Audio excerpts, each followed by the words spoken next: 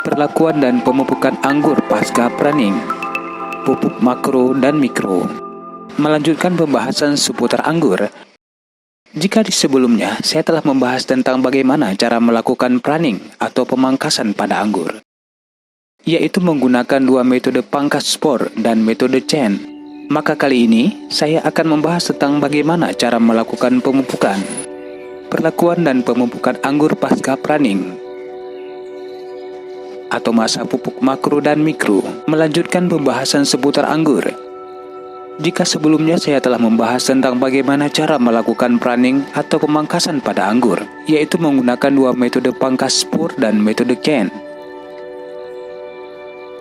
maka kali ini saya akan membahas tentang bagaimana caranya melakukan pemupukan atau perlakuan pasca pruning anggur. Hari ini adalah hari ke-20 setelah dipangkas dan sesuai dengan prediksi saya, tunas-tunas yang tumbuh kini keluar membawa bunga anggur. Dan inilah bunga atau bakal calon anggur kita nantinya. Ada beberapa hal yang perlu diketahui pada perlakuan anggur setelah pangkas ini. Pupuk yang saya gunakan sampai hari ke-20 masih menggunakan pupuk MKP. Pupuk ini tujuannya untuk merangsang keluar bunga yang merangsang perbungaan. Dan targetnya saya akan terapkan pemupukan sampai hari ke-30 atau 1 bulan. Pemupukan MKP anggur setelah dipangkas. Pemupukan MKP saya lakukan 1 kali seminggu selama 1 bulan. Berarti 4 kali dengan dikocor. Adapun untuk takaran atau dosis yang diperlukan untuk memupuk ini sebenarnya relatif. Maksudnya, Anda harus memperhatikan beberapa hal, yaitu Anda harus mengingat pertama kali memupuk. Jika pertama kali memupuk, Anda harus menggunakan air yang lebih banyak. Misalkan untuk satu pot yang ukurannya 40 cm, saya gunakan sekitar 3 liter air. Maka dosis pertama ini harus cukup banyak. Misalkan saya gunakan 3 sendok untuk 3 liter. Pas pada pemupukan kedua kali, ketika tanahnya sudah agak lembab, misalnya pada minggu kedua, maka dosisnya agak berkurang. Dengan catatan media tanam sudah lembab, sudah mengandung pupuk sebelumnya, maka bisa diberi 2 sendok makan untuk 2 liter.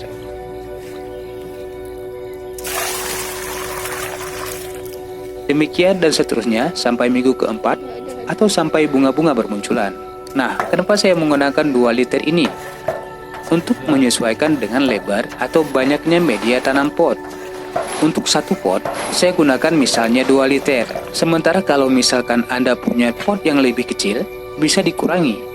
Atau sebaliknya, jika Anda tanam anggur di tanah, mungkin butuh dosis yang lebih besar. Jangan campur pupuk MKP dengan KNO3. Terkadang ada juga yang suka mencampurkan pupuk MKP dan KNO3. Tapi saya sendiri kurang sependapat dengan MKP dan KNO3. Itu beda penempatannya. MKP unsur pupuknya P dan K atau fosfat dan kalium. Kedua unsur inilah yang berfungsi untuk merangsang pembungaan. Sementara kalau KNO3 itu ada unsur nitrogennya. KNO3 itu kalau tidak salah adalah kalium nitrit oxide. Ada 2 unsur yaitu kalium dan nitrogen. Nah, ditakutkan kalau dicampur, jadinya pengaruhnya si nitrogen ini malah merangsang tumbuhnya daun. Jatuhnya ya, kalau MKP dan KNO3 dicampur, maka kandungan pupuknya ya NPK juga kan. MKP sama dengan kalium plus fosfat. Jadi menurut saya MKP dan KNO3 bagusnya dipisahkan, jangan dicampur. MKP itu dipakai untuk sebulan pertama untuk perangsangan bunga, yaitu 1 minggu setelah dikocor sampai sebulan total 4 kali. Sementara pupuk KNO3 digunakan untuk pembesaran buah. Adapun nanti setelah si bakal bunga sudah keluar, Anda juga bisa tambahkan pupuk mikro. Lebih kurang 6 bulan anggur sudah berbunga, asal bibit grafting sebesar lidi aja. Cegah kerontokan anggur. Anda bisa gunakan barot dan pupuk kalsium pencegah kerontokan bunga anggur. Adapun jika Anda tidak punya pupuk kalsium, Anda bisa gunakan cangkang telur. Pengganti kalsium bisa gunakan kapur dolomit, tapi bagusnya ditumbuk dulu sampai halus, atau jika tidak ada, bisa gunakan kulit pisang yang bagus untuk pupuk pembungaan, dengan catatan kulit pisang yang sudah kering. Lalu, Anda juga bisa gunakan dedak teh atau teh yang diseduh. Anda bisa gunakan sisa-sisanya untuk pemupukan, dan terakhir Anda juga bisa tambahkan paku berkarat, karena paku adalah besi dan ia mengandung besi Fe atau ferrum yang juga merupakan pupuk mikro yang dibutuhkan tanaman. Demikian cara perlakuan dan pemupukan anggur setraning ini. Semoga bermanfaat.